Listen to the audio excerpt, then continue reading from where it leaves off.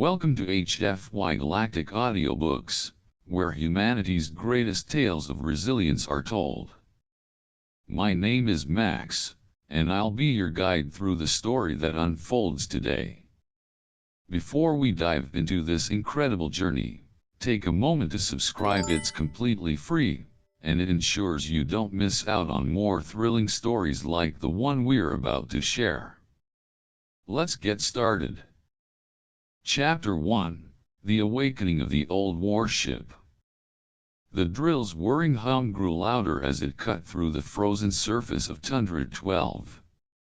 The excavation team's patience had been tested for months, digging through endless layers of ice. But now, as the drill reached its final depth, the weight of discovery began to sink in. The humans, long thought to be extinct, had left behind a legacy, hidden beneath the ice for centuries. And there it was, uncovered at last, a ship, a colossal relic from a forgotten war. The ship's hull, scarred and dented, bore the mark of a fierce conflict, the last of humanity's warships, now entombed under a glacier. It was an extraordinary find. For the Drakari Empire, a race that had wiped out humanity 30 years prior, this discovery carried a weight they hadn't anticipated. It was a haunting reminder of a time when the humans had not only resisted but had nearly won. General Zyrith, a towering Drakari warrior with scales that gleamed like polished emeralds, stood at the forefront of the excavation team. His commanding presence was undeniable, but there was something else, an unease that he could not shake. The humans, despite their technological inferiority, had shown a remarkable tenacity in battle, a fierce spirit that had almost turned the tide of the war. Now, as Zyrith studied the ship, he found himself questioning that very narrative of victory. "Ready the cutting tools," Zyrith ordered, his voice heavy with both respect and skepticism. His warriors had crushed humanity, they had celebrated their triumphs, yet here was a testament to their strength, a remnant that refused to die. The ship's hull groaned in defiance, as if even in death, it resisted surrendering its secrets. As the engineering drones moved in, their plasma cutters gleaming in a harsh, frigid light, a cold draft swept through the excavation site. It wasn't just the chill of the icy wasteland. It was as if the ship itself exhaled a breath ancient, haunted. For a moment, the air thickened with the weight of history, and Zyrith felt an unsettling presence, as if the ghosts of the past watched them from the shadows. Captain Varys, a young Drakari historian, stepped forward, her tail twitching nervously as she examined the ship's markings. Her eyes widened as she read the faded letters. "The Celestial Fury," she whispered in awe, her voice betraying a tremor of respect.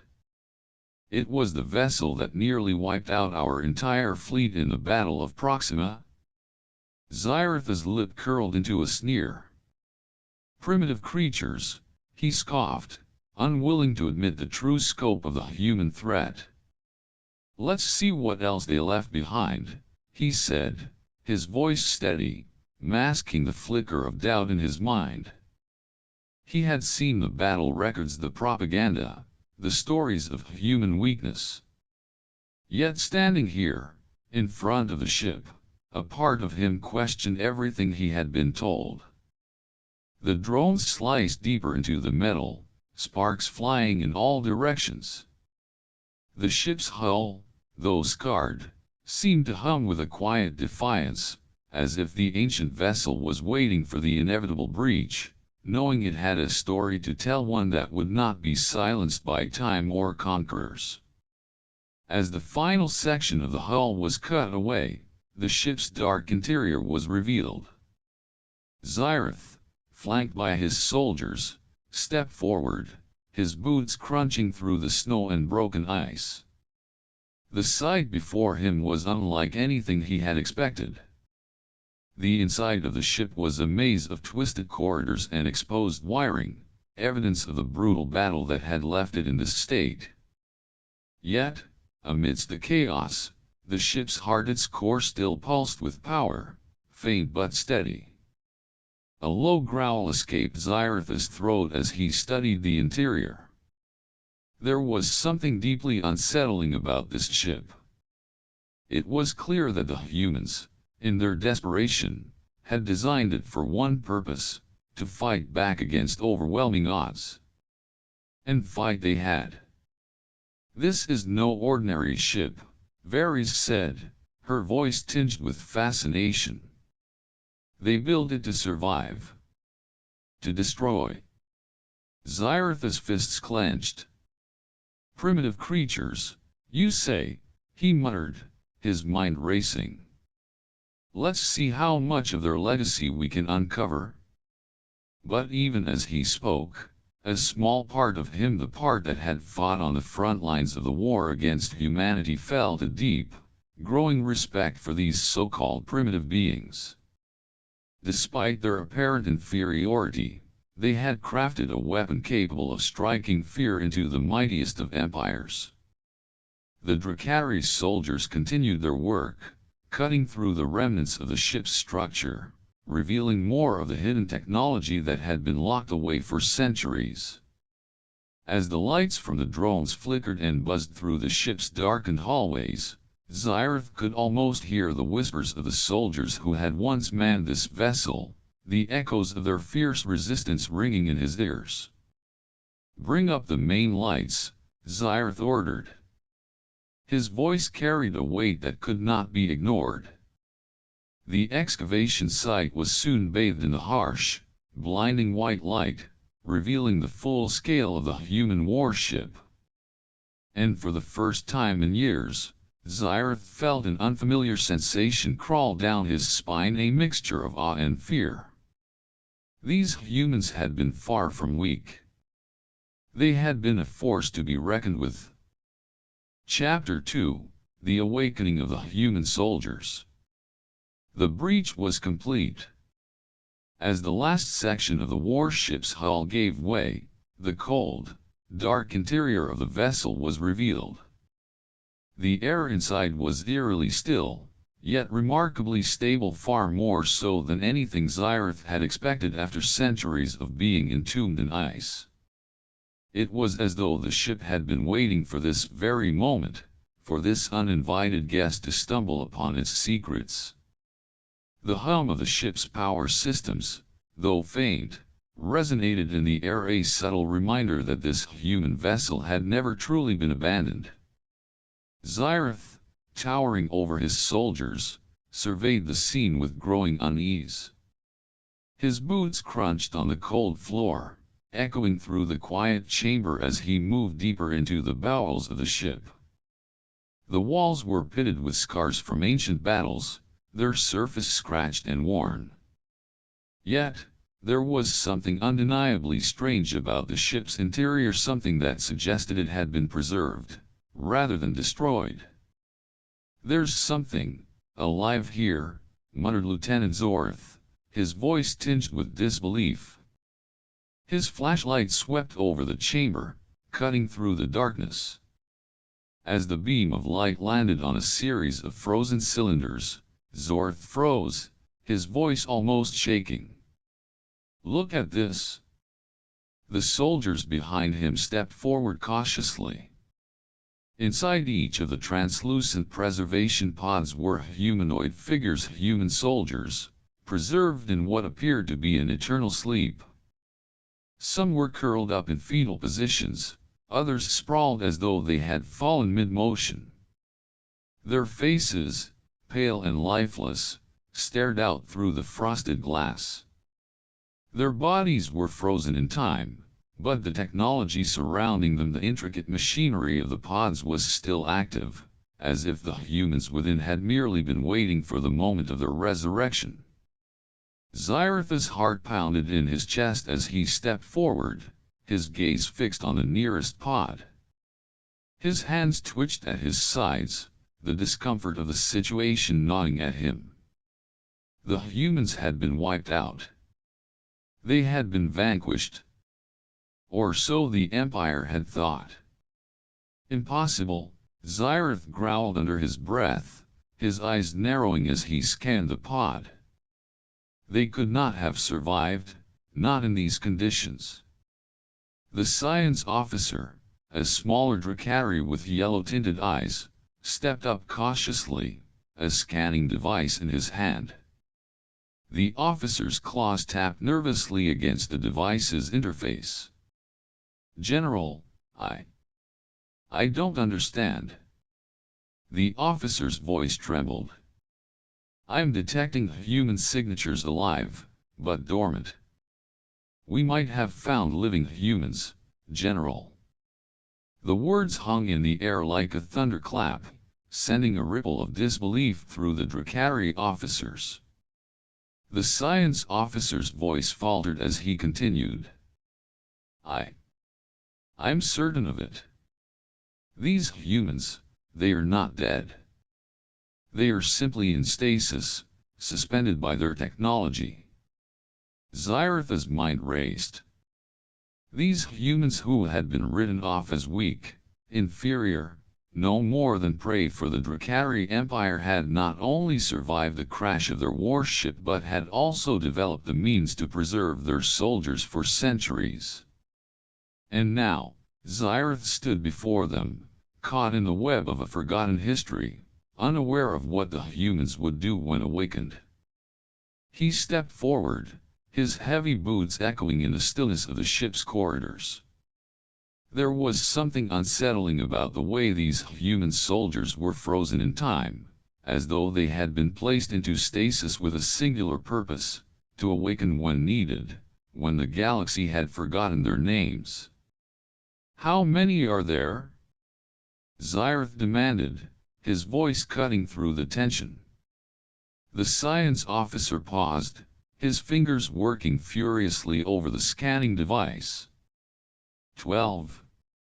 No, 13, maybe more. It's difficult to tell with the stasis fields still active. They are alive, General.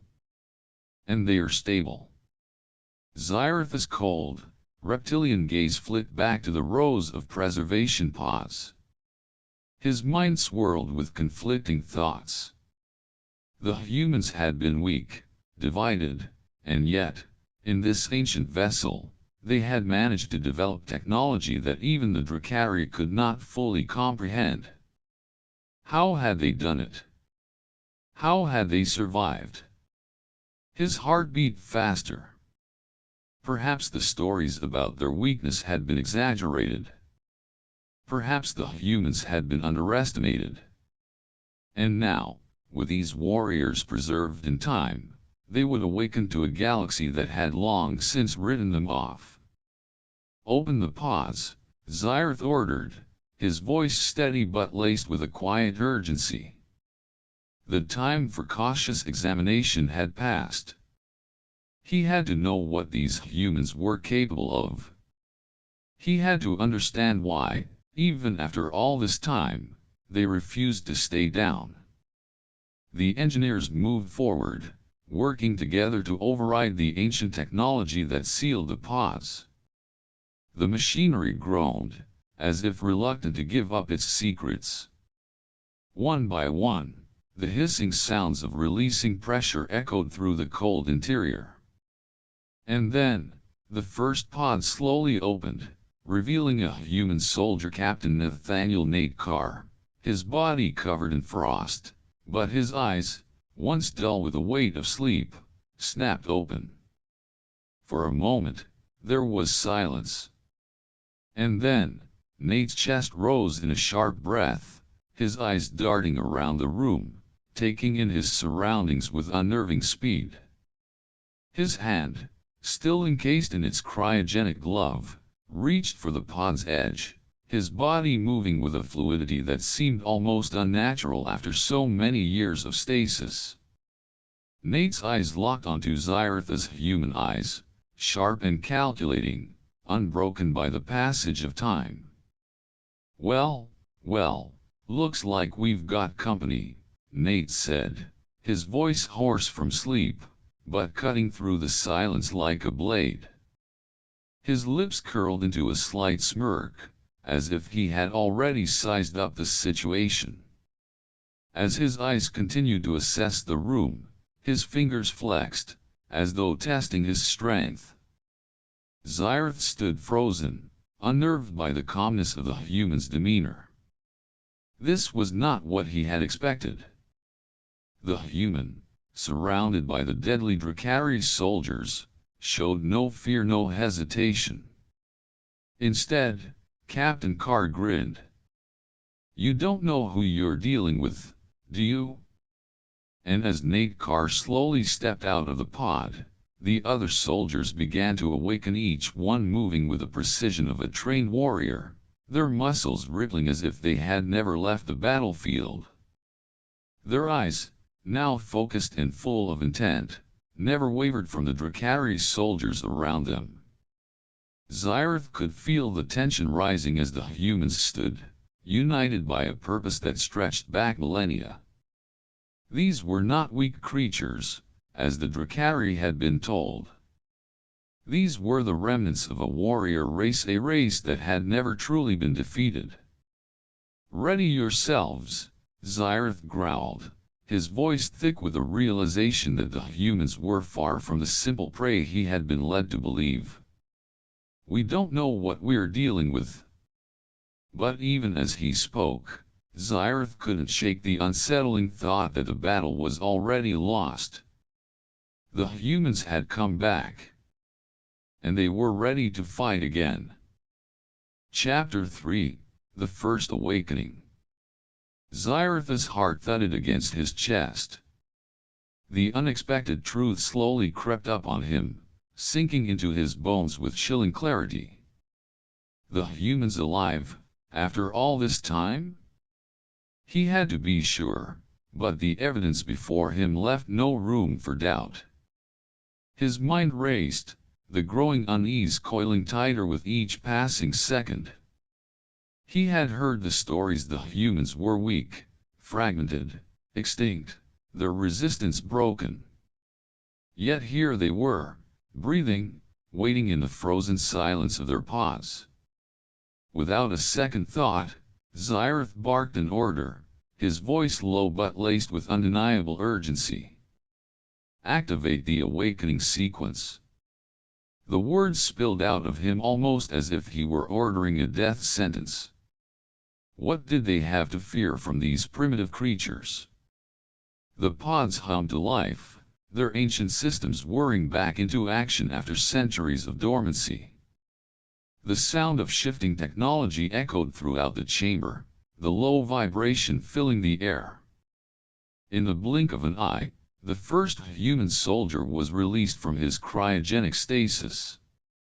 A sharp intake of breath cut through the air, as if the soldier had been pulled back into reality with a force that took him by surprise.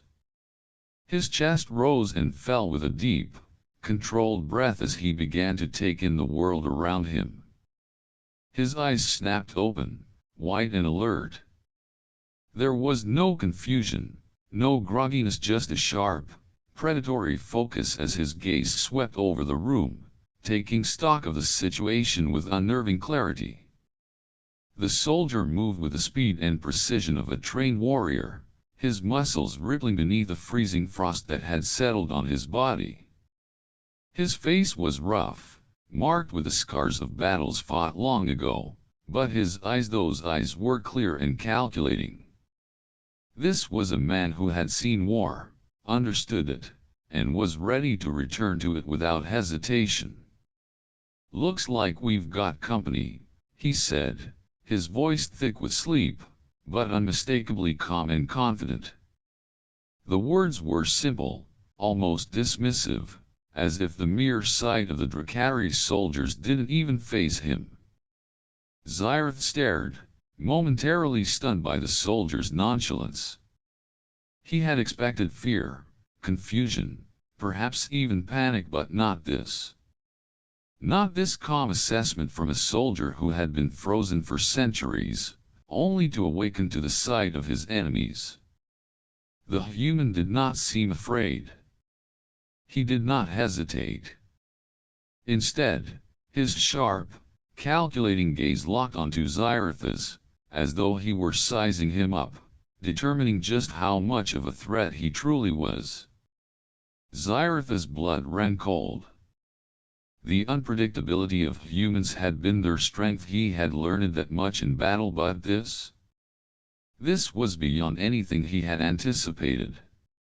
Captain James Hall, the soldier who had emerged from stasis, didn't flinch at the sight of the towering Drakari warriors. His smirk never wavered as his gaze lingered on Xyrath, appraising the alien general with the ease of a man who had spent his life doing the same thing, looking for weakness. "This your ship, big guy?"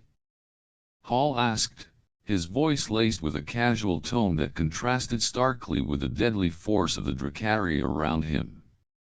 The question wasn't one of curiosity, it was a challenge, as if he were already mocking Xyrath's presence, the Drakari Empire, the very notion that they could defeat humanity so easily. Xyrath was momentarily caught off guard, his grip tightening on his weapon. His tail lashed in frustration as his mind scrambled to regain control of the situation. This human, this captain, was unbroken, standing tall with a confidence that made the Drakari general feel like the tables had already turned. "What happened to the war?" Xyrath growled, his voice low with an anger he could not quite conceal. "Your kind was defeated." Hall merely shrugged, still unfazed by the questions, still standing with the same lazy confidence that now made Xyrath's blood boil. "Guess you didn't get the memo," Hall said, a humorless chuckle escaping his lips as he glanced around at the Drakari soldiers. "We're not done yet." The words hit Xyrath like a hammer. These humans, frozen in time, had returned with an unwavering resolve. They weren't defeated. They weren't broken. They were alive, and they had been waiting for this moment, waiting for the chance to strike back. And now, as Xyrath looked into Hall's eyes, something primal stirred deep within him. Fear. Real, raw fear. The fear of something much greater than the Drakari Empire. The fear of a species that refused to die, that refused to accept defeat. Humans weren't the weak, primitive creatures the Drakari had been led to believe. They were survivors, fighters, warriors. As the other pods began to open, releasing more of these human soldiers, Xyrath realized, with a sickening clarity, that his empire might have made a grave mistake underestimating humanity. And now, he was about to face the consequences of that error. The awakening had begun. And nothing would ever be the same again. Chapter 4, The Unstoppable Force. The pods continued to hiss open, one after the other. Each time, a new soldier emerged from the stasis, stepping into the cold air of the warship's interior, shaking off the effects of centuries in frozen slumber. Xyrath watched, his breath catching in his throat as the humans stood tall, their eyes sharp and their bodies poised. There was no confusion in their movements, no sense of disorientation after 30 years of cryo-sleep. They were all business, their minds and bodies tuned to the rhythm of battle. Xyrath felt a growing dread settle in his stomach. The first human, Captain Hall, had already made his presence known with calm confidence. But now, as more soldiers awoke, the reality of the situation began to sink in. These were not just survivors. They were warriors, honed by decades of conflict, and now they had been reawakened to fight again. As the last pod hissed open, Sergeant Marcus Danton stepped forward. His frame was massive, muscles rippling beneath his tight-fitting combat suit. His sheer size seemed to fill the room, casting a shadow over the Drakari soldiers around him. He cracked his neck with a slow, deliberate motion sounding almost like the snap of a whip. His eyes darted to the surroundings with a calculated gaze, absorbing the layout of the room as if it were a battlefield. His movements were measured, deliberate, like a veteran who had fought and bled for every inch of ground. There was no hesitation, no uncertainty, only focus. "Let's stretch our legs," Danton grunted, his voice low and thick, but laced with an unmistakable tone of command. Without waiting for any further orders, he stepped toward the nearest Drakari soldier, his every movement precise, like a predator closing in on its prey. The soldier, unprepared for the raw strength of the human, was sent sprawling aside with a single swipe of Danton's arm. The force of the blow sent the Drakari soldier crashing into the wall, stunned and gasping for air. The sound of Danton's boots striking the floor reverberated through the chamber, almost as if the very ground was trembling beneath him. There was no fear in his eyes. No hesitation. Just the cold, calculated confidence of a man who knew exactly what he was capable of. A warrior who had spent his entire life in combat. The Drakari soldiers stood frozen, momentarily stunned by the sheer force of Danton's action. Zyrith, too, was struck by the sudden realization that these humans, who had been thought defeated, were far more than they had ever anticipated. They had awoken not only physically intact, but with a level of readiness that far surpassed anything the Drakari could have imagined. One by one, the other humans began to rise from their pods. They moved with a fluidity and precision that was unmistakable. Each of them, though having just awakened from 30 years of stasis, displayed a combat readiness that far outstripped anything the Drakari soldiers had ever encountered. Private Emily Grant, a slender but fierce soldier, stepped forward next. She surveyed the room with a tactical awareness that seemed to come naturally. Her fingers twitched as if already familiar with the weapons they would soon wield. Without a word, she turned to the Drakari closest to her, and with surgical precision, disarmed him. The Drakari, stunned by her speed, barely had time to react as she kicked his weapon out of his hand and flipped it into the air, catching it effortlessly with one hand. Another human soldier, Corporal Alistair Reed, a wiry figure with eyes that gleamed with the focus of a seasoned fighter, looked around at the Drakari troops.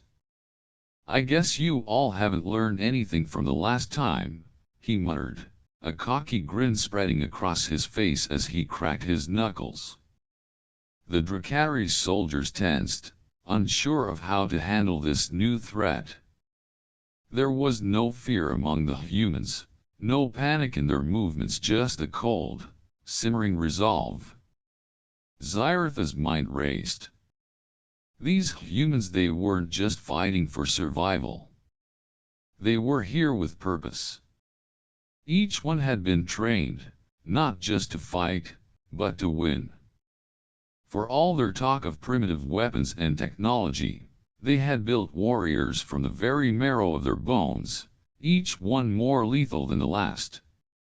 The Drakari soldiers, who had prided themselves on their combat prowess, now found themselves at a loss. These humans, these primitive apes, were fighting like seasoned veterans, their movements instinctual, their minds locked into a state of readiness that Zyrith had not expected.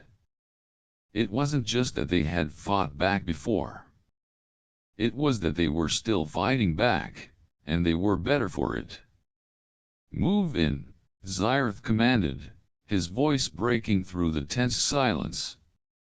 But even as the order left his lips, he knew it was already too late. The humans had proven something in that instant. A single sweep of Danton's arm, A flash of Reed's grin, a flick of Grant's wrist that would haunt him for the rest of his life. The humans were unstoppable. The Drakari had been so focused on the physical might of their empire, they had missed the most dangerous part of humanity, its ability to adapt. They had underestimated the resilience, the drive, the never-say-die attitude that coursed through every human, whether they were on the battlefield or in stasis, waiting for the moment to strike. And now, as the humans rallied, weapons ready, with their resolve burning brighter than ever, Zyrith could no longer ignore the truth: humanity was far from defeated. It was just getting started. Chapter 5, The Turning Point. The moment the first blow was struck, the chaos erupted. The Drakari soldiers, despite their formidable size and technological advancements, found themselves caught off guard. They had believed the humans to be extinct, fragile, primitive, incapable of rising again. But as the human soldiers, reawakened from centuries of stasis, surged forward with deadly purpose, it quickly became clear how wrong they were. Captain James Hall led the charge, his every step calculated, his body moving like a well-oiled machine. With a swift motion, he unsheathed his weapon, slicing through the air with such precision that the first Drakari soldier he encountered didn't even have time to react before falling to the ground, his body crumpled in a heap. Hall didn't stop. He moved like lightning, each strike, each maneuver, executed with flawless precision. Beside him, Sergeant Marcus Danton was a force of nature. His massive frame and raw strength made him a living weapon, a wrecking ball in human form. He barreled through the Drakari ranks, his fists swinging with such force that they sent the largest of the alien soldiers flying back, crashing into walls and sending plumes of dust into the air. With each punch, Danton left a wake of destruction. He was relentless, unstoppable. Behind them, Corporal Alistair Reed and Private Emily Grant provided vital support. Grant moved like a shadow, swift and quiet, using the Drakari's own environment against them. She dispatched soldiers with a fluid grace that contrasted sharply with the brute force of Danton and Hall. Reed, ever the tactician, took advantage of every weakness, directing fire, outflanking the Drakari, and ensuring that no enemy was left standing for long. His eyes never wavered from the mission. This was no longer just about survival, this was about annihilation. It was as if the humans were born for battle. Their minds, honed during their long years of stasis, were programmed with neural combat simulations, each of them having undergone rigorous mental training. The strategies of warfare, the intricacies of hand-to-hand combat, the tactics of ambushes and evasions, they were all ingrained into their muscle memory, sharp and precise. Zyrith, standing at the back of the room, watched in growing disbelief. His best warriors, the pride of the Drakari Empire, were being dismantled with ease by these humans. Soldiers that had faced the fiercest of foes across the galaxy were now being bested by these revived, seemingly primitive creatures. The Drakari general's mind raced. He had been there during the Battle of Proxima. He had witnessed firsthand how the human fleets had fought, how they had nearly turned the tide. But seeing it in person, watching these warriors in action, it was far worse than he had imagined. They weren't weak. They weren't the easy prey they had been made out to be. Zyrith's claws dug into the cold steel floor, his tail twitching with agitation. He had underestimated them before, but now, as his soldiers fell before the humans with terrifying speed, the gravity of his mistake hit him with full force. The humans had come prepared. Their bodies, though once frozen in time, had been conditioned to survive. They had evolved beyond their prior limitations. The neural simulations during stasis had given them an edge that even the Drakari's advanced technology couldn't overcome. These humans were born for war, trained in the art of combat, and ready to strike without mercy. The human soldiers were like a well-coordinated storm, an unstoppable force of nature. As Hall and Denton pushed forward, cutting through Drakari defenses, their efficiency became undeniable.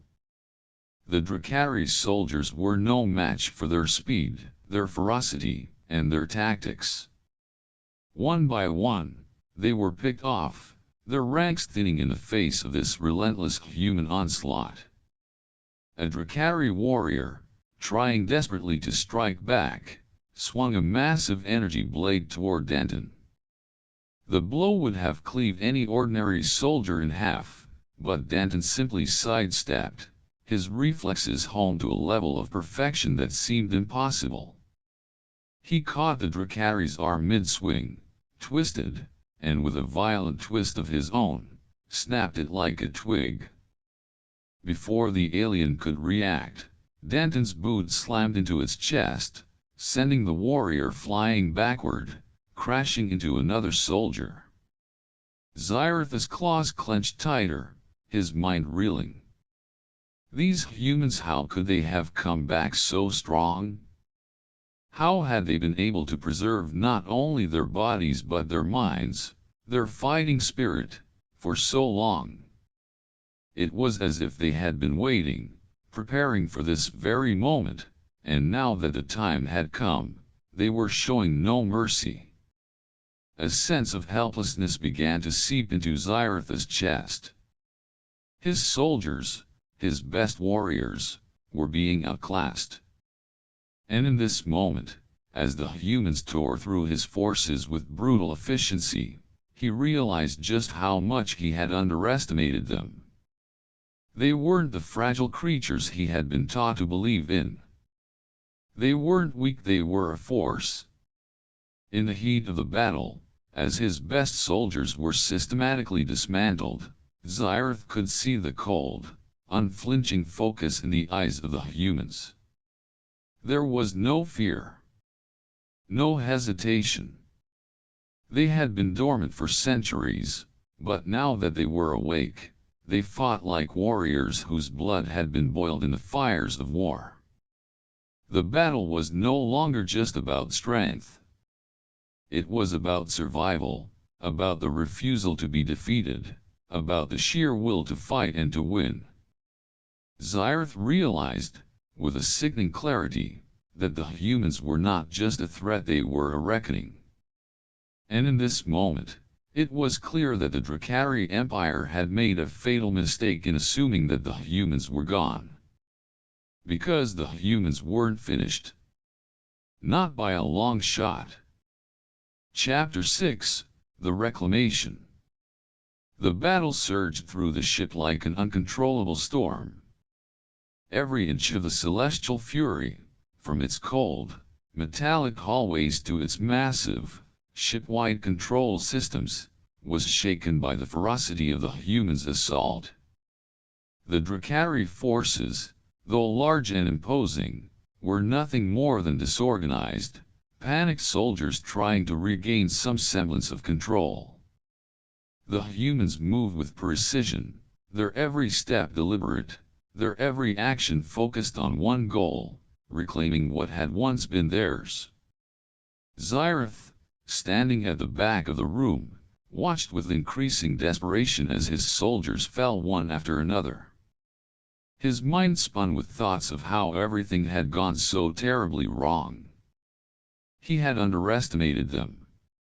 He had believed that the Drakari Empire's might, their superior technology, and their battle-hardened soldiers would be enough to crush these primitive humans.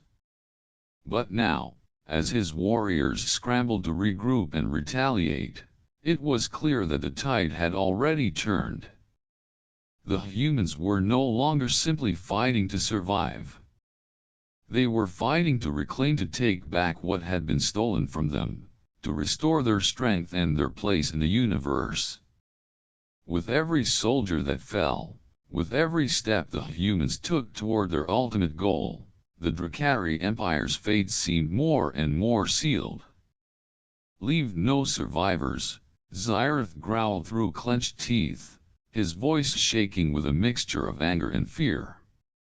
His remaining soldiers, now disoriented and disheartened, struggled to follow his command, but the humans were everywhere, in every corner of the ship. Their strikes were too fast, too calculated. The Drakari could no longer keep up. But it was too late. As Zyrith barked orders, a loud hum reverberated through the warship, a deep, rumbling sound that seemed to come from the very heart of the celestial fury. The lights flickered, and the entire ship seemed to come alive, its dormant systems awakening as if stirred by an ancient command.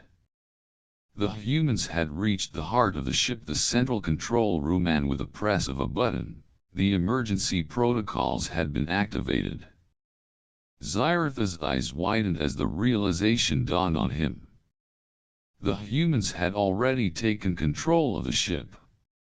The celestial fury, once a symbol of Drakari dominance, was now theirs. The weapons systems, long dormant, hidden beneath layers of ice and centuries of disuse, were coming online with frightening speed. The once dead systems were humming to life, and Zyrith could hear the metallic groan of the ship as it shifted, its power slowly returning. He could feel the floor beneath him vibrate as the ship's cannons powered up, the energy cores charging with a deafening roar. The Drakari had relied on the ship's destructive potential during their initial attack, but now, that very same power was in the hands of the humans. Zyrith's heart sank as he realized the scale of the mistake they had made. "No!" Zyrith muttered under his breath, his eyes narrowing in horror. "This can't be happening." But it was happening. The celestial fury, which had been thought lost, had now been reclaimed by its true masters, humanity. And with it, the tide of battle had shifted irrevocably in their favor. Zyrith watched helplessly as the ship's weapons came online. The massive turrets, which had once been pointed at human ships, now turned on the Drakari, their targeting systems locking onto his forces. The humans, now in control of the warship, were no longer merely fighting for their survival. They were retaking what was theirs, and they were doing so with terrifying efficiency. From the central control room, Captain Hall's voice echoed across the ship's intercom, calm and resolute. "This is the celestial fury," he said, his tone unwavering. "And this ship, once thought lost to time, is now under human control once more. We've come back for what's ours." Zyrith's claws dug into the floor as he turned toward his remaining troops, his mind racing. It was over. The humans had already won. The warship's guns, aimed and ready, would tear through the Drakari forces in a matter of moments. The Drakari had underestimated humanity before, and now, they would pay the price. The humans had risen, not just to fight, but to reclaim their place in the galaxy. The Drakari Empire, for all its power, was no match for the determination of a species that refused to die. Zyrith felt the weight of his failure as the first blast from the celestial fury's main cannon shot out, tearing through the walls of the ship and sending his soldiers into chaos. The warship's power, once a symbol of Drakari's strength, was now their downfall. As the humans moved through the ship, reclaiming every inch of it, Zyrith realized that he had miscalculated humanity's strength. They weren't just survivors, they were conquerors, reclaiming their lost empire with every step. And now, as the Drakari Empire began to crumble under the weight of their own arrogance, the humans stood tall, victorious once more. The reclamation had begun. And nothing, not even the Drakari Empire, would be able to stop it. Chapter 7, The Final Confrontation. The celestial fury hummed to life with an intensity that shook the very bones of the ship. The once dormant engines roared with newfound power, propelling the massive warship forward. Every inch of its vast, scarred hull thrummed with the energy of retribution. The once stagnant weapon systems now buzzed with readiness, awaiting the command to strike. The humans, long thought to be wiped out, were back, and this time, they were far from powerless. They had not only survived, but now, with the celestial fury under their control, they had the means to exact their vengeance on the very empire that had once crushed them. Captain James Hall stood at the helm, his hands steady as he surveyed the battlefield before him. His eyes, cold and calculating, turned to his crew. There was no fear in him, no hesitation, just a single, unshakable conviction. "Let's remind them who they are dealing with," he said, his voice low, the words a promise of destruction. With a single command, the celestial fury launched into action. The warship's weapons systems powered up with terrifying force, charging the Drakari fleet. The massive plasma cannons, once thought to be the stuff of nightmares, hummed to life, their energy surging through the ship's systems. The Drakari fleet, still reeling from the earlier defeat, had no time to react. The humans had become an unstoppable force, surging back with all the might they had once wielded in their prime. Hall's hands moved with precision, guiding the celestial fury's weapons as they locked onto their targets. With each strike, the Drakari ships were reduced to nothing more than shattered debris, their once impregnable armor torn apart with ease. The humans, those once considered primitive by the galaxy's most advanced species, were now unleashing destruction of a magnitude the Drakari could never have anticipated. As the ship tore through the Drakari defenses, Captain Hall's voice rang out, amplified by the intercom. "This is for Proxima," he said, his voice carrying the weight of history. "This is for everyone you tried to crush." The celestial fury's main cannon fired, and a brilliant beam of energy lanced across the battlefield, disintegrating a Drakari cruiser in an instant. The explosion sent shockwaves through the space around it, a flash of light so intense that even the distant stars seemed to dim in comparison. The Drakari fleet, once so proud and mighty, was now crumbling under the onslaught of the humans' reclaimed power. Sergeant Marcus Denton, standing beside Hall, cracked his knuckles as he observed the chaos unfolding around them. His eyes never left the battlefield. "I think they are getting the message," he said with a cold grin, his fingers tapping on the armrest of his seat. He turned to one of the crew members, his voice like gravel. "Let's finish this." The ship's remaining weapons fired in perfect synchronization, raining down destruction on every Drakari vessel in their path. Each shot from the celestial fury was more precise, more devastating than the last, ripping through the Drakari ships as though they were made of paper. Every enemy cruiser that fell sent a ripple of panic through the Drakari lines. They were losing, no, they were defeated. The humans had returned, not as helpless survivors, but as a force of nature, unstoppable in their wrath. Back on the Drakari flagship, General Zyrith stood at the bridge, his hands shaking as he watched the destruction unfold before him. His empire, which had once stood unchallenged, was now crumbling at the hands of the very species he had dismissed as weak, as primitive. He had believed the humans were finished, that their defeat at Proxima had been their end. But now, as he watched his fleet disintegrate, the reality of his failure hit him like a physical blow. He had miscalculated, underestimated, and now, it was too late. Xyritha's tail lashed violently behind him, his mind spiraling. He had fought against the humans, seen their desperate last stands, but even in their final hours, he had underestimated their resolve. The humans were not the broken, fragmented species he had been led to believe. They were resilient, they were resourceful, and now, they were hungry for retribution. They were making him pay for every ship lost, for every life that had been taken.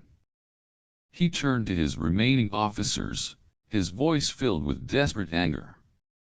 "We cannot allow this to continue." Xyrith shouted, his claws digging into the control panel. "Bring every weapon online. Fire at will." But it was no use. The Drakari fleet was falling apart, their weapons useless against the fury of humanity's vengeance. As Xyritha's forces crumbled around him, the humans moved forward with cold precision, ensuring that no ship would escape the final reckoning. With one last, earth-shaking shot from the celestial fury, the Drakari flagship was consumed in a blinding explosion, its massive hull splintering into a million pieces. Xyrith, broken and humiliated, could only stand there and watch as the celestial fury and its crew destroyed everything he had fought to build.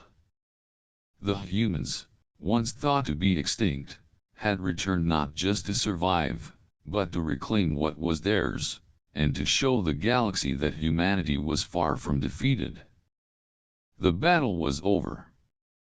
The Drakari Empire, for all its strength, had been undone by the sheer will of humanity, a will that refused to be crushed, no matter the odds. And as the Drakari fleet dissolved into nothingness, humanity stood victorious, a force reborn, unstoppable, and ready to reclaim its place among the stars. Chapter 8: The Return of Humanity. The celestial fury glided through the cold void of space, its engines roaring with power as it sped away from the wreckage of the Drakari fleet. The ship's crew, battle-worn but resolute, gathered at their stations, their faces illuminated by the dim, flickering lights of the command deck. For a moment, there was silence and eerie stillness that contrasted sharply with the chaos they had just left behind. The last remnants of the Drakari Empire were nothing but shattered pieces in their wake, destroyed by the relentless fury of humanity's return. Captain James Hall stood at the helm, his eyes fixed on the stars ahead. The mission was far from over, but the victory they had won today was monumental. It was the beginning of something much larger, a resurgence that would echo across the galaxy, shaking the foundations of every empire that had dared to forget humanity. He turned to his crew, his voice steady but filled with a fierce determination. "We're back," he said, pressing a button on the command console. The transmission was sent across the galaxy, reaching the farthest corners of space where the remnants of humanity's former colonies lay in hiding. The words echoed in every communication relay, a message for every surviving human across the stars. "And this time, we're not going anywhere." The message was simple, but it carried the weight of centuries. For too long, humanity had been silenced, buried beneath the rubble of their lost civilizations. But now, with the power of the celestial fury in their hands, the humans had returned not as desperate refugees, but as a force reborn. The galaxy would soon learn that humanity was no longer the prey, they were the hunters. The Drakari Empire, for all its might and advanced technology, could not stop what was coming. They had underestimated humanity before, and now, with their fleet in ruins and their once unshakable grip on the galaxy slipping, it was clear that humanity's resurgence could not be thwarted. The humans were no longer scattered, no longer weak. They were united, strong, and ready to reclaim everything they had lost. In the dark, forgotten corners of the galaxy, where the Drakari and other empires had long ago written off humanity as a distant memory, the survivors of the celestial fury began to plot their course. They would not rest until every world lost to them was reclaimed. Every colony, every outpost, every piece of humanity's heritage would be restored. And this time, there would be no turning back. The shadows that had once cloaked humanity's future were now lifting, revealing a path forward, one where their indomitable will to survive, to fight, and to rebuild would carry them to victory. The humans had returned, not as a broken race, but as the galaxy's greatest force. Conclusion. The story of humanity's return had only just begun. As the survivors of the celestial furies set their sights on the stars, they knew one thing with certainty: no force in the universe, no empire, no weapon, would ever be able to erase the indomitable will of humankind. They had faced extinction, and yet, they had come back stronger, more united, and more determined than ever. Humanity's legacy was not defined by the battles they had lost, but by the ones they had won, by their ability to rise from the ashes, to stand tall against the odds, and to forge a future no one could take from them. The galaxy would soon learn this truth: humanity was here to stay. And this time, they weren't just fighting to survive, they were fighting to conquer, to reclaim, and to rebuild the future they had lost.